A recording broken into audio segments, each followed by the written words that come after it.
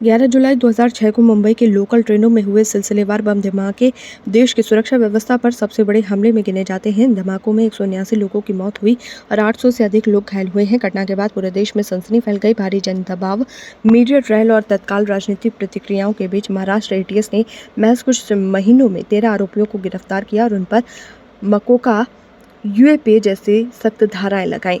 2015 में विशेष टाडा अदालत ने इन 12 में से 5 को मौत और 7 को उम्र कैद की सजा सुनाई। अब 19 साल बाद बॉम्बे हाईकोर्ट ने सभी 12 आरोपियों को निर्दोष करार देते हुए न केवल सजा को रद्द कर दिया बल्कि उन्हें तत्काल रिहा करने का आदेश भी दिया है।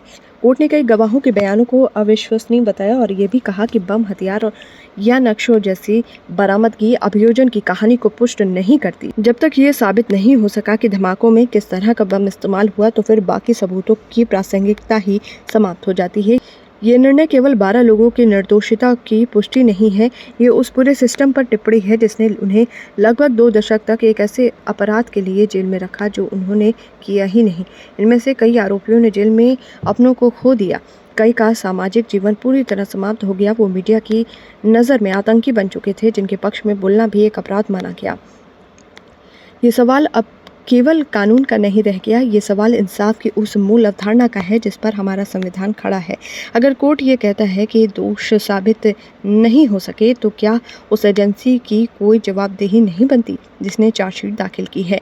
क्या वो अधिकारी जांच के नाम पर राजनीतिक या सामाजिक पूर्वाग्रहों से ग्रसित थे? मीडिया की भूमिका इस मामले में अत्यंत चिंताजनक रही है।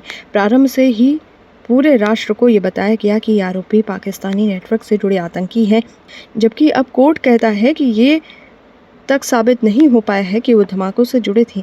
क्या मीडिया अब आत्मचिंतन करेगा? क्या उन पत्रकारों और चैनलों को जवाब नहीं देना चाहिए जिन्होंने निष्पक्षता की जगह नफरत का प्रचार किया? ये फैसला इस ओर भी संकेत करता है कि आतंकवाद के मामलों में यूएपीए और मकोका जैसी कड़ी धाराओं का उपयोग किस हद तक बिना पर्याप्त आधार के हो रहा है।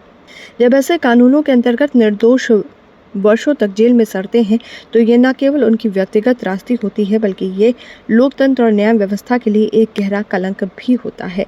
कोर्ट के इस निर्णय के बाद सबसे अहम सवाल यही है कि अगर ये 12 लोग निर्दोष हैं तो असली दोषी कौन है? क्या जांच एजेंसी ने गलत दिशा में जांच की?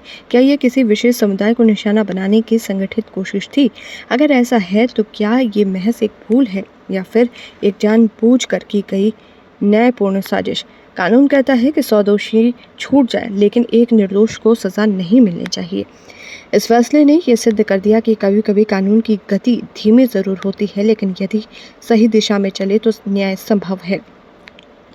परंतु ये भी उतना ही कटु सत्य है कि इन 19 वर्षों में जो जीवन नष्ट हुए, जो रिश्ते टूटे, जो पहचानें मिटाई गई, उन्हें कोई कोर्ट का फैसला नहीं लौटा सकता। अब ज़रूरत है कि सरकार इस फैसले को महज कानूनी निर्णय न माने बल्कि इसे एक चेतावनी की तरह देखे। निर्दोष लोगों को सज़ा से बचाने की गारंटी कोई कानून नहीं बल्कि एक पारदर्शी, जवाबदेही और विवेकशील व्यवस्था ही दे सकती है। सवाल उठाना अब ज़रूरी है ताकि कल कोई और 19 साल जेल में ये साबित करने के लिए ना बिताए कि वो गुनहगार नहीं था।